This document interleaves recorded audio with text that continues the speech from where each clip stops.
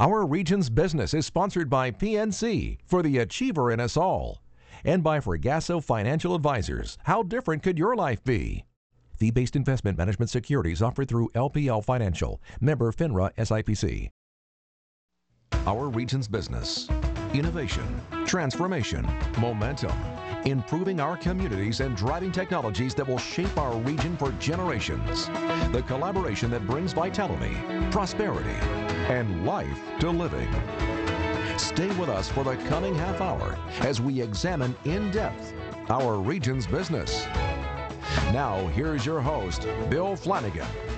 Today on Our Region's Business, celebrating entrepreneurs. We'll meet the latest to rise to the lofty ranks of Entrepreneur of the Year here in our region, and we'll find out who's protecting their innovative ideas. But first, the Entrepreneur of the Year awards themselves. For 25 years now, one of the world's leading professional services organizations, Ernst Young, has sponsored the Entrepreneur of the Year award. Each year's winners also get a chance to go on to the national recognition event in Palm Springs, California, and meet fellow business visionaries. Lynette Horrell is managing partner of Ernst Young's Pittsburgh office, and welcome. Good to see you. Thank you. And congratulations, another great event this year, just a couple of weeks ago. It was wonderful. Yeah, well, tell me a little bit about how the whole Entrepreneurs of the Year Awards event came about and how it's evolved over the years. This was actually our 25th year. It started in 1986 in Milwaukee, Wisconsin. We had one program that year. It has since grown to, I think, 26 programs in the U.S., 140 programs around the world, and we're in 50 countries. Wow. So a lot going on all over the place about it. And going on in Pittsburgh here for most of that time? I think our first program was in 1988. Okay. So yeah, two years. Yeah, so not too far after the whole thing started. The point of the whole initiative? Was to recognize entrepreneurs. Okay.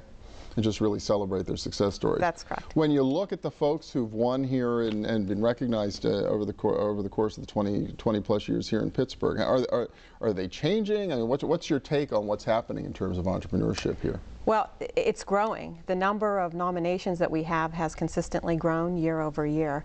And this being our 25th year, we'd like to recognize some of the folks that had won in prior years. People like Ed Stack from Dick's Sporting Goods, Sunil Wadhwani from iGate, and some of the others that have been tremendous successes in the area. Well, you think back to some of the ones you were honoring 20 years ago, some of those companies have turned into either national powerhouses or significant regional employers. Yes, they have. And what do you think is the secret of success? I mean, you kind of watch these folks every year, and they all have terrific stories when they come out and talk about it. What makes for a really successful entrepreneur? I think the drive. We talk about the emotion that they have with their business, and they just don't fail. They continue year after year to work at driving their business to make it successful. So when you look at the folks that won this year, they all have different stories, different interesting backgrounds. A lot of them risk-taking. And when you even look at like Ed Stack and how he started with, his father started with one store, or Giant Eagle started 3 or 4 family generations ago and has grown into what it is today. It's really just the staying with it and the tenacity. The tenacity and the staying with it. Yeah, it's interesting. A lot of successful entrepreneurs really tend to view a failure as a learning experience. That's true. Right? And they don't give up, right? That's true. So one of the cool things about the event every year is they do get to go on to this national event. For folks who aren't familiar with it, what goes on? Well, this year it's from November 9th to 13th in Palm Springs, California. And our keynote speaker is Michael Dell. He was actually one of the first winners way back in 1986. Back when he was a startup. And I think that only $100 million in revenue way back then. Wow. So you see where they've grown from way back in 1986. The front end of the week is focused on startup companies, IPO, boot camps. Toward the end of the week we have networking. We have over 50 private equity firms and venture capital firms there, as well as business development arms of larger companies such as Boeing and American Express to network with all the finalists. We also have all different types of seminars taught by the CEO of Ford was there last year, the CEO of Procter & Gamble, training for CEOs, which you don't get a lot of that anymore. especially for big organizations. That's and true. Stuff. Yeah, to have that kind of an opportunity. So it's more than just a social thing, although it's a pretty high energy social event as well in some ways. It is. Actually, at the end of the week on Saturday is our National Entrepreneur of the Year Award ceremony. It's hosted by Jay Leno, and we always have a red carpet, and it's almost like the Academy Awards. Wow. Okay. Have some of our nominees from our region ever done well in the national competition? We had two national winners. We had EDMC and Mascaro.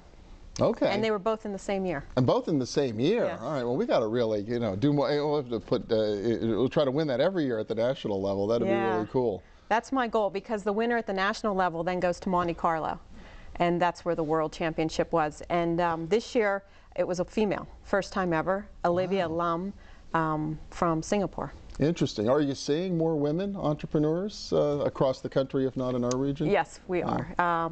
I think we had 2 or 3 finalists this year in Pittsburgh, and on a national level we have a separate category for women entrepreneurs. Okay, so there's a lot of action. Well, it's exciting. It's been exciting to see it evolve and grow over the years, and it's good to know we've still got entrepreneurs. Entrepreneurs built Pittsburgh in the first place 150, 200 years ago, and they're probably the key to the future too.